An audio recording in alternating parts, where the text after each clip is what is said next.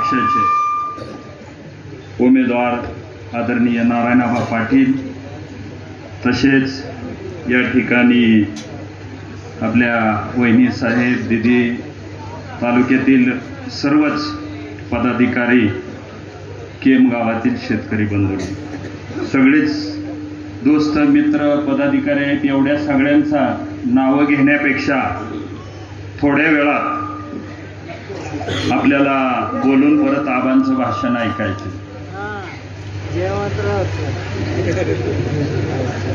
सगळ्यांच्या लक्षात आलंय की परिवर्तन अटळ आहे आणि त्यांच्याही लक्षात आलंय. म्हणून गेल्या 2019ला वंचित आघाडीमधून उभा राहून मीही उमेदवारी अर्ज भरला आणि काही मतं मला पडली आणि पडलेल्या मतापैकी थोड्याच मताने येतंय का नारायणआबांचा पराभव झाला. ही गोष्ट लक्षात आली आणि ह्या वेळेस कोणतंही तिकीट न घेता आबांना पाठिंबा देण्याचं ठरवलं.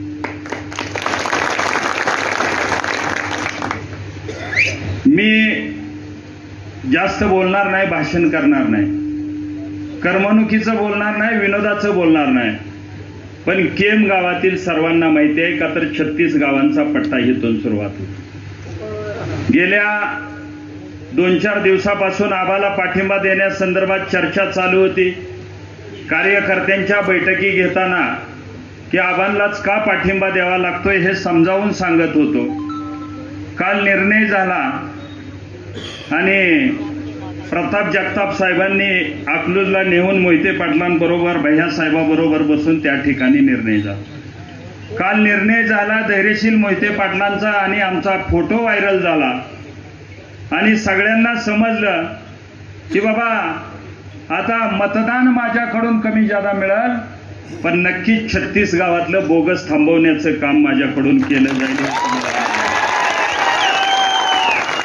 नारायणआबा पाटलांचा पराभव होणं शक्य नाही.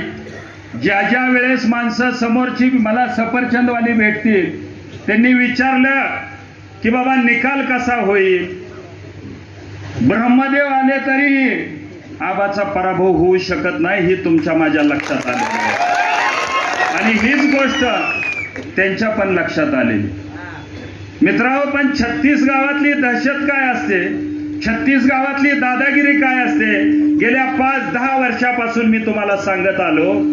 काल मी इकडं पाठिंबा दिला आणि आज मला समजलं की तडीपारीचा प्रस्ताव माझा प्रांत ऑफिसला गेला. एकच दिवसाची तडीपारी. संजय शिंदेचं डावपेच मी तुम्हाला सांगणार आहे आणि तुम्हाला सांगण्याची का गरज आहे का तर काल फोटो व्हायरल झाला, कालपर्यंत माझ्या तडीपारीचा प्रस्ताव गेला नाही, पण आज मला समजलं की कुर्वाडी प्रांत ऑफिसला पोलीस स्टेशनवरून की अतुल खुपशेला 2 दिवसासाठी तडीपार केलं पाहिजे, जे मतदाना दिवशी आणि मतदानाच्या आदल्या दिवशी. मला सांगण्याचा हाच उद्देश आहे. 2019च्या अगोदरपासून पण अनेक भाषणं मी या ठिकाणी केली. प्रत्येक वेळेस मी सांगत गेलो की संजय शिंदेची दादागिरी, संजय शिंदेचा भ्रष्टाचार आणि संजय शिंदेनी वेळोवेळी दिलेला त्रास, पण तुम्हा लोकांना केम आणि करमाळा तालुक्यातील माझी जनता, भोळी बाबडी जनता, गरीब जनता यांच्या लक्षात आलं नाही आणि तुमच्या माझ्या संजय शिंदेचे कार्यकर्ते येऊन सांगत गेले की अतुल खुपशे विरोधासाठी हा गोष्ट बोलतो, म्हणून गेल्या 5 वर्ष तुम्ही निवडून दिला आणि स्वतः अनुभव घेतला. त्या ठिकाणी तुम्ही केलेली चूक, उत्रेश्वराच्या नगरीत मी एक शब्दही खोटा बोलणार नाही. तुमच्या पाया पडून सांगतो, विनंती करतो की परत ही चूक करू नका. मला विचारलं नारायणआबा पाटलांकडे पैसे नाहीत, नारायणआबांनी कुठला शब्द दिला नाही, मग अतुल भाऊ आपला पाठिंबा नारायणआबालाच का? तर नारायणआबाकडे बघितल्यानंतर एक गोष्ट दिसते की नारायणआबा सारखा माणुसकीचा माणूस, गोळा बाबडा माणूस, ज्याच्या वडिलांनी ज्याच्या बापाने सर्वसामान्य शेतकरी असणारा माणूस आदिनाथ सारखा कारखाना उभा करण्यासाठी 14 वर्ष ज्या माणसाने चप्पल घातली नाही, ज्या माणसाने चप्पल घातली नाही, पायाचा विचार केला नाही, वनवन भटकला, यशवंतराव चव्हाणापासून शरद पवारांपर्यंत हेलपाटे मारले, अशा माणसाचा सुपुत्र ज्याला गेमा करता येत नाही, ज्याला डुप्लिकेट केस करता येत नाही, ज्याला छक्के पंजे करता येत नाही, लाल मातीत जन्मलेला तुमच्या आमच्यासाठी तळमळीचा असणारा, पाठीवर थाप टाकणारा, तरण्या पोरांना ऊर्जा देणारा, सर्वसामान्य घरातला एक आमदार करायचा, म्हणून या ठिकाणी माझा पाठिंबा आहे. मित्रांनो, मला 36 गावातील काही लोक म्हणाले की बाबा ज्या पद्धतीनं करमाळा तालुक्यात सांगितलं जातं की आपल्याकडला आमदार पाहिजे, करमाळ्यातला आमदार पाहिजे, मग 36 गावातला बी आमदार पाहिजे म्हणून तुम्ही का आपदत नाही? मित्रांनो, आबांकडून कुठलं काम होईल कुठलं काम न होईल हे मी तुम्हाला सांगणार नाही, पण निश्चित एवढा उत्रेश्वराची शपथ घेऊन सांगतो की नारायण पाटलाकडून कुठल्याही गरीबाला जेलमध्ये धाडलं जाणार नाही, कुठल्याही गरीबाला फोड केली जाणार नाही. माणूस आपला असो, माणूस कुठला असो, ह्या जातीचा असो, त्या जातीचा असो, भांडण नवरा बायकोची असो किंवा भांडण बांधाची असो, त्या ठिकाणी योग्य न्याय केला जातो. हे आजपर्यंत आपण लहानपणापासून बघितलेलं आहे. म्हणून तुम्हा सर्वांना विनंती आहे, तळेकर कंपनी असतील, दौंड कंपनी असेल, बोगद्यावरनं अनेक लोकांच्या पाईपलाईन आहेत. तुम्ही बोगद्याकडे गेल्यानंतर बघितलंय की 36 गावातला अनुभव बऱ्याचशा पलीकडल्या लोकांना माहिती आहे. वेळ एवढीच आहे, ह्याच ठिकाणी तुम्ही विचार करायचा आहे की आपल्याला काय केलं पाहिजे. येणाऱ्या 4-5 दिवसात अनेक पैसे ह्या ठिकाणी तुम्हाला येणार आहेत, पार्ट्या येणार, पैसे येणार, आणि आपल्यातली काही दलाल लोक की संजय मामाच विकास करतो आणि संजय मामाकडेच गेलं पाहिजे असं सांगितलं जाणार. कुंभारगावचे माझे मित्र सहकारी जालिंदर बापू पानसरे आहेत. असाच प्रवेश 7.5 आपला दशरथ शेठचा सालशाच्या प्रवेश झाला. दोघं मेहुणं आहेत. मी जालिंदर बापूंना विचारलं, 1-2 वर्षापूर्वीची गोष्ट आहे, की बापू तुमच्या मेहुण्यानं की बाबा असा प्रवेश का केला? त्यावेळेस त्यांनी सांगितलं की मी मेहुण्याला विचारलं की तुम्ही संजय मामाकडे जाण्याचं कारण काय? की संजय मामांनी त्यांना रेस्ट हाऊसला नेलं, फार्म हाऊसला नेलं, नगरलीच्या त्या ठिकाणी त्यांचं गार्डन दाखवलं, घर दाखवलं, फार्म हाऊस दाखवलं, शेततळं दाखवलं, ती स्विमिंग टँक दाखवला, आणि त्याला आपल्यासारखा सर्वसामान्यातला माणूस बाळला तर ठीक आहे, पण दशरथ शेठ सारखा मोठा माणूसही त्या ठिकाणी बाळला. त्याच्या परिस्थितीला आपल्याला काय करायचंय, त्याच्या प्रॉपर्टीला काय करायचंय.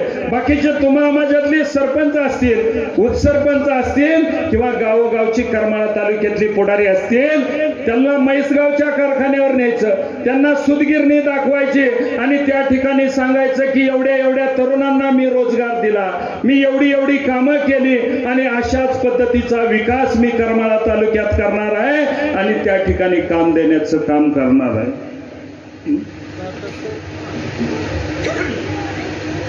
चिठ्ठी आली, या वेळ कमी आहे नवरा कुणी दिली?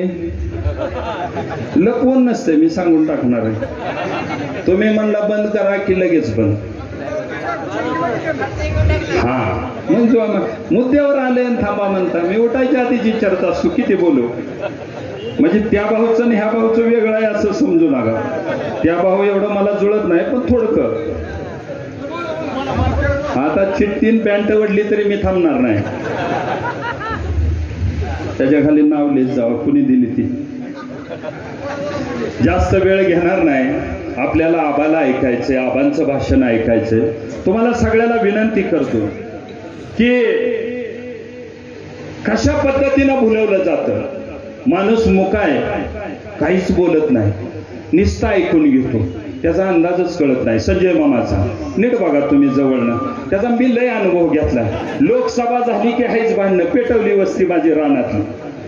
विधानसभा झाली किली दगडफेक. हा बा दैवलीची माणसं येत आहेत. गेल्या वेळेस दैवली टोकं फोडली. हा बाई आरोपी आहेत. हा बाई ह्या कार्यकर्त्यांची डोकी फोडली, दैवलीची लोक आहेत ते.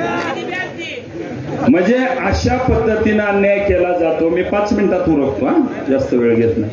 अशा पद्धतीनं अन्याय केला जातो. आपला मुद्दा विषय असा होता की कारखाना आणि सूतगिरण दाखवली जाते आणि त्या ठिकाणी अनेक तरुणांना नोकऱ्या लावल्या जातात असं सांगितलं जातं. पण तुम्हाला काय सांगितलंय का संजय मामांनी कारखाना का विकला? संजय मामांनी बोत्रे नावाच्या माणसाला कारखाना विकताना सांगितलं की एवढी विधानसभा उस्तुरांनी मोडी टाकायपुरतं मला येऊ दे. विठ्ठल शुगरचं नाव काहीतरी ओंकारेश्वर झालं, कारखाना विकला, सूतगिरण विकली. म्हणजे एका बाजूने आपण विचार करताना सर्वसामान्यासाठी कारखाना काढणारा असा की ज्यांनी बापूंनी 14 वर्ष चप्पल घातली नाही. तुम्हा आम्हाला सांगतो की किरकोळ एखादी संस्था रजिस्ट्रेशन करायची म्हणलं तरी जमत नाही, पण गोविंद बापू सारख्या व्यक्तीचं काय स्वप्न होतं आणि तशा व्यक्तीचा सुपुत्र नारायणआबा पाटील. म्हणून कुठल्याही बोलतापाला बळी पडू नका, तुम्ही डोक्यात आणू नका. शरदचंद्रजी पवार साहेबांची सभा उद्या आहे, तुम्ही सगळ्यांनी त्या सभेला यायचंय. पवार साहेबांसारखा 83 वर्षाचा योद्धा या ठिकाणी लढतोय. भाजप सरकारने केलेल्या अन्यायाबद्दल मी बोलणार नाही. ज्या वेळेस नारायणआबा पाटील आमदार होतील यावेळेस नारायणआबा पाटील आमदार नाही, नारायणआबा पाटील कॅबिनेट मंत्री होणार आहे. हे उत्तरेश्वराच्या नगरीतला अतुल खुपशेंचा शब्द आहे. उद्या तुम्ही पवार साहेबांचं भाषण ऐकायला या. साधा माणूस आहे, खोड्या करणारा माणूस आहे नाही, असाच माणूस तुम्हाला सांगतो त्या ठिकाणी पाहिजे. म्हणून भाजपचं सरकार पाडायचं, शरदचंद्रजी पवार साहेबांचं, सर्वसामान्याचं, गोरगरिबाचं, शेतकऱ्याचं सरकार या ठिकाणी आणायचंय. असा उमेदवार आपल्यासाठी आहे. अनेक वेळा भाजपाने पवार साहेबांना मारण्याचा प्रयत्न केलाय, अनेक डावपेच त्या ठिकाणी झालेले आहेत. काही गोष्टी इथं न बोललेल्या बऱ्या का तर वेळ कमी आहे. पण उद्याचे होणारे आमदार आमदार नसून ते नामदार होणार आहेत हे आपल्या डोक्यात ठेवा. आणि करमाळा तालुक्यातील विकास नक्कीच झाल्याशिवाय राहणार नाही. 2 मिनिटात संपवतो. संजय शिंदेच्या त्या चिठ्ठ्या वाटल्या जातात आणि त्या चिठ्ठ्याच्या माध्यमातून त्यांनी केलेला 3000 कोटीचा विकास दाखवला जातो. 3000 कोटी इथं बसलेला तर लिहिताच येत नाही, पण संजय मामाला जरी 3000 कोटी लिहिता आलं तर 1 लाख रुपये बक्षीस आपण संजय शिंदेला देऊ. जो आमदार आहे त्याला 3000 कोटी लिहिता येतं. एका बाजूनी त्या फोटोत रस्ता दाखवलाय, दुसऱ्या बाजूनी शाळा दाखवली, सभा मंडप दाखवलाय. सभा मंडपाचा उपयोग डाव खेळण्याशिवाय होत नाही. 3000 कोटी रुपयातला उपयोग 3000 कोटी रुपयामुळे सर्वसामान्यांचं जीवन सुधारलंय का? निंबोरं घ्या, मलवडी घ्या, साड्या घ्या, चालसं घ्या, माझी जवळची गोटी घ्या. ज्या ठिकाणी पिण्यासाठी पाणी नसतं अशी अवस्था या ठिकाणी तालुक्यात असताना जर आपण परत एकदा दुसऱ्यांदा चूक करत असाल तर तुम्हाला माझी पाया पडून विनंती आहे. 36 गावातली दहशत, 36 गावातली दादागिरी आणि 36 गावातली गुंडगिरी तुमच्यावर लादून घ्यायची असेल तर तुम्ही मतदान करा. पण आपल्याला एक चांगला आमदार निवडायचा असेल, गोरगरिबात सर्वसामान्यात मिसळणारा माणूस निवडायचा असेल तर येणाऱ्या 20 तारखेला तुतारी वाजवणाऱ्या माणसाच्या फुलीवर शिक्का मारा आणि आपल्या नारायणआबाला प्रचंड मताने निवडून द्या. एवढे बोलतो आणि 2 शब्द संपवतो. जय हिंद, जय महाराष्ट्र. यानंतर शंभूराजे जगताप